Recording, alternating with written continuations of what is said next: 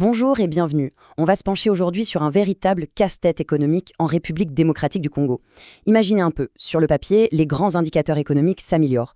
Mais pour les gens, dans la vie de tous les jours, faire ses courses coûte toujours aussi cher.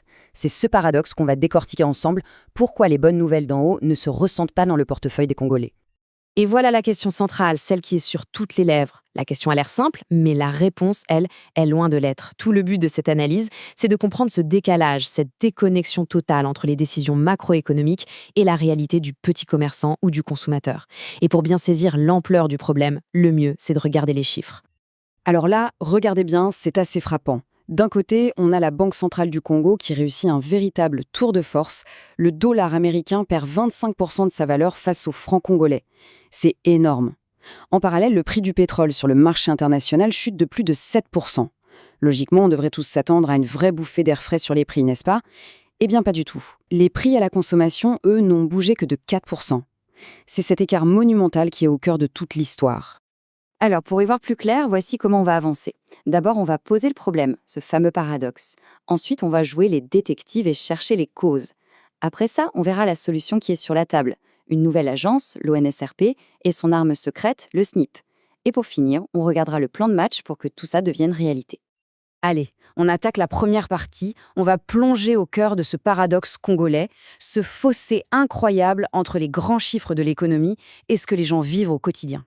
C'est vraiment le choc de deux mondes. D'un côté, on a une victoire pour la Banque centrale. Elle a réussi à stabiliser la monnaie, ce qui, en théorie, aurait dû calmer l'inflation et faire baisser les prix. Mais de l'autre côté, dans la vraie vie des ménages, c'est une toute autre histoire.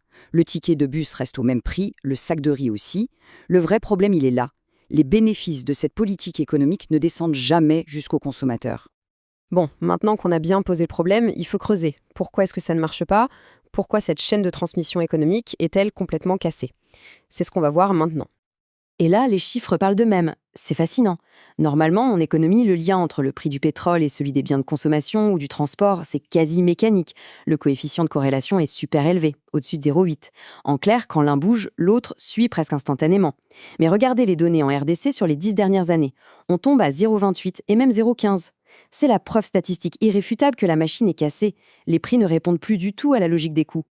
Et derrière ces chiffres froids, il y a des histoires, des vies. Ce témoignage, il met un visage sur le problème. C'est l'impact direct, très concret, sur le pouvoir d'achat. Ça veut dire que chaque jour, des familles doivent faire des choix difficiles, se priver, parce que les baisses de prix qu'on entend à la radio ne se voient jamais sur l'étiquette. Alors, comment est-ce qu'on appelle ce phénomène? Les experts qui ont étudié la question lui ont donné un nom assez fort, le libertinage économique. En gros, ça décrit un marché qui ressemble un peu à la loi de la jungle. Sans régulation, sans contrôle, certains acteurs en profitent pour spéculer, pour garder des marges énormes, et au final, c'est le consommateur qui paye l'addition. C'est vraiment le nœud du problème. Bon, on a le diagnostic. Face à ce libertinage économique, quel est le remède proposé? Une solution institutionnelle a été pensée, l'Office national de surveillance et de régulation des prix, ou ONSRP pour faire court. Et la mission de cet office est très claire. Il s'agit de surveiller les prix en permanence, partout, de réguler les pratiques pour éviter les abus, de forcer la transparence pour qu'on sache comment un prix est fixé. Et l'objectif final, le plus important, protéger le pouvoir d'achat. En somme, l'idée, c'est de remettre un arbitre sur le terrain pour que les règles du jeu soient enfin respectées par tout le monde. Et ce n'est pas juste une idée en l'air, on parle de moyens concrets. Le projet prévoit 350 agents, des inspecteurs, des analystes, qui seraient déployés sur tout le territoire à travers 26 bureaux provinciaux. L'objectif, c'est clair, avoir une présence nationale, des yeux et des oreilles partout.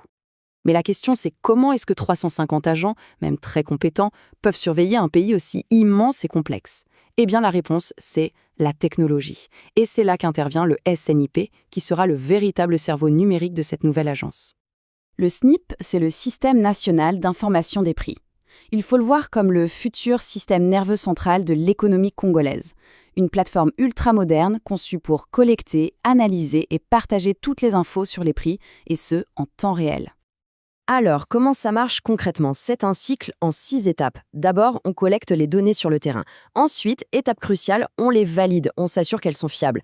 Après, et c'est là que ça devient très intéressant, une intelligence artificielle analyse tout ça pour repérer les tendances bizarres, les hausses suspectes. Si une anomalie est détectée, hop, une alerte est envoyée aux autorités. Enfin, pour la transparence, tout est publié et bien sûr archivé. C'est un cercle vertueux, de l'information brute à l'action ciblée. Et la vraie force de ce système, c'est qu'il ne dépend pas d'une seule source. Il va croiser les informations qui viennent des inspecteurs sur le terrain, des grandes institutions comme la Banque centrale ou les douanes, des entreprises elles-mêmes et même des signalements faits par les citoyens. C'est une vision à 360 degrés du marché, du jamais vu. Une nouvelle agence, une technologie de pointe, tout ça a l'air très prometteur. Mais la question qu'on se pose toujours, c'est comment est-ce qu'on passe d'un beau projet sur papier à quelque chose de concret? C'est le sujet de notre dernière partie, la feuille de route. Pas question de tout lancer d'un coup. Le plan est très pragmatique, étalé sur 36 mois. On commence par la base, mettre en place le cadre légal. Ensuite, on teste le système dans quelques provinces pilotes pour voir ce qui marche et ce qui ne marche pas. Si c'est concluant, on déploie à l'échelle nationale. Et enfin, on prend le temps de stabiliser et d'optimiser. C'est une approche pas à pas, très réfléchie. Et bien sûr, il y a le nerf de la guerre, l'argent. Les estimations sont claires. Pour lancer la machine, il faudrait un budget de démarrage de 3 à 4 millions de dollars. Et ensuite, pour que ça fonctionne au quotidien, chaque année, il faudrait prévoir un budget de fonctionnement entre 5 et 6 millions de dollars. On arrive au bout de cette analyse. D'un côté, on a un problème économique bien réel qui pèse lourdement sur le quotidien de millions de personnes. De l'autre, on a une solution très ambitieuse qui marie la force d'une institution avec la puissance de la technologie. Mais la grande question, la question à 1 million, elle reste entière. Est-ce qu'un outil numérique et une nouvelle agence peuvent vraiment réussir à réguler un marché aussi vaste et complexe? C'est un pari immense et c'est tout le défi qui se présente.